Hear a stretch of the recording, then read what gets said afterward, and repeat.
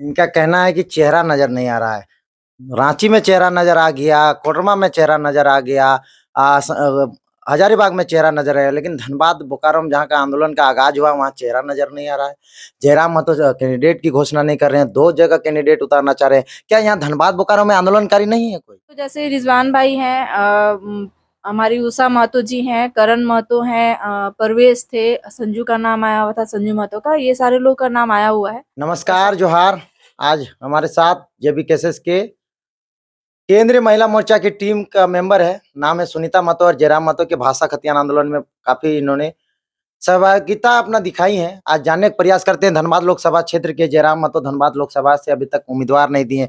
सब लोग आंख टिकाए रखे हैं कि जहां से आंदोलन शुरू हुआ वहां से उम्मीदवार नहीं, पैसा खाया कि क्या किया, किसको टिकट देगा, कहीं राजनीति तो नहीं हो रही, जयराम महतो डर गया क्या, बहुत सारा चीज चर्चा में विषय बना है। हमारे साथ सुनीता महतो हैं, जानने का प्रयास करते हैं, जयराम महतो से करीबी है, कौन उम्मीदवार होना चाहिए। 4-5 लोगों का नाम आ रहा है, ये किनको समर्थन करती है, सारा चीज जानने का प्रयास करेंगे। सबसे बोले जोहार। जोहर। क्या धनबाद लोकसभा में जेबी कैसेस डर गई, या फिर जयराम महतो आखिर पैसा खा गए हैं, या फिर आप लोगों ने उन्हें मना कर दिया? नहीं, ऐसा कुछ भी नहीं है। इसमें आपने 3 सवाल पूछा है, जैसे कि क्या उन्होंने पैसा खाया है, तो इसकी पुष्टि तो कोई अभी तक कर नहीं पाया है, तो इसका खंडन ऐसे ही हो जाता है।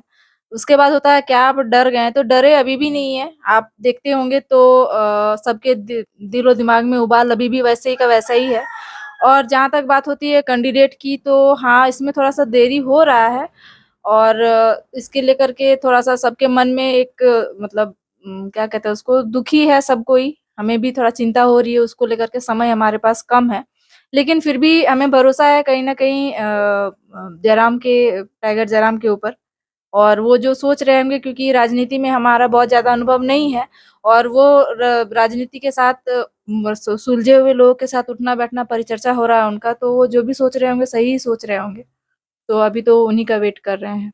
तो जयराम महतो तेलमचो में बैठक करते हैं, फिर अपने आवास पे पत्रकारों को बुलाकर बोलते हैं 2 दिन में घोषणा करेंगे, फिर बोलते हैं 2 दिन में घोषणा करेंगे। तो सिर्फ आदमी को टाल मटोल अब यही करने लगे, तो जितने बार वो आदमी काम करेंगे। देखिए, थोड़ा-सा वो भी नए हैं इस फ़ील्ड में और अनुभव नहीं है, जैसे कि हमारे पास संसाधनों की कमी है, तो उस हिसाब से वो भी थोड़ा अभी उलझे हुए हैं समाज को सँभालने में, सुधारने में। और जैसे कि वो खुद ही एक कैंडिडेट है, तो उनको अपना भी क्षेत्र विस्तार करने में बिज़ी हैं। तो काम नहीं करेंगे ऐसा बात तो नहीं है। अपना और अपना घोषणा तो 6 महीना पहले से प्रचार कर रहे हैं, हर मीडिया बाइट में कहते हैं हम गिरिडीह से लड़ेंगे, हर चैनलों में बोलते हैं, लेकिन धनबाद लोकसभा जहाँ से बोकारो धनबाद से आंदोलन का आगाज होती है, जयराम महतो की पहचान झारखंड में बनती है, देश में बनाते हैं, वही धनबाद बोकारो में उम्मीदवार नहीं उतारते हैं, क्यों?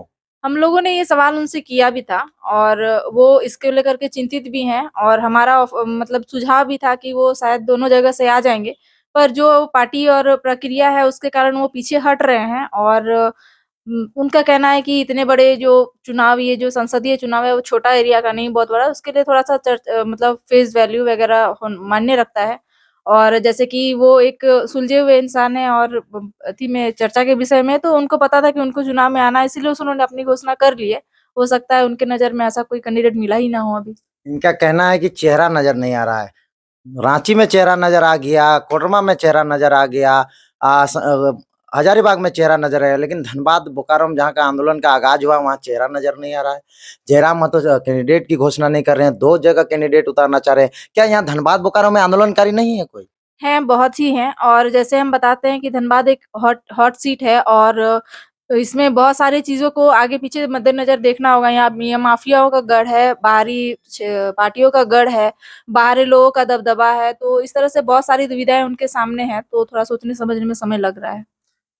आ, कब तक घोषणा कीजिएगा, फिर चुनाव कैसे जीत पाएगा, फिर बोलिएगा बाहरी लोग वोट नहीं दिया, बाहरी के यहाँ पर एक तरफा वोट गिर गया, चुनाव का प्रचार कैसे होगा? जयराम महतो अपने घूम रहे हैं, संजय मेहता अपने घूम रहे हैं, मनोज यादव अपने घूम रहे हैं, देवेंद्र नाथ महतो हमरे, धनबाद बोकारो का चेहरा कैसे बनेगा जब आप कैंडिडेट नहीं दे रहे हैं तो?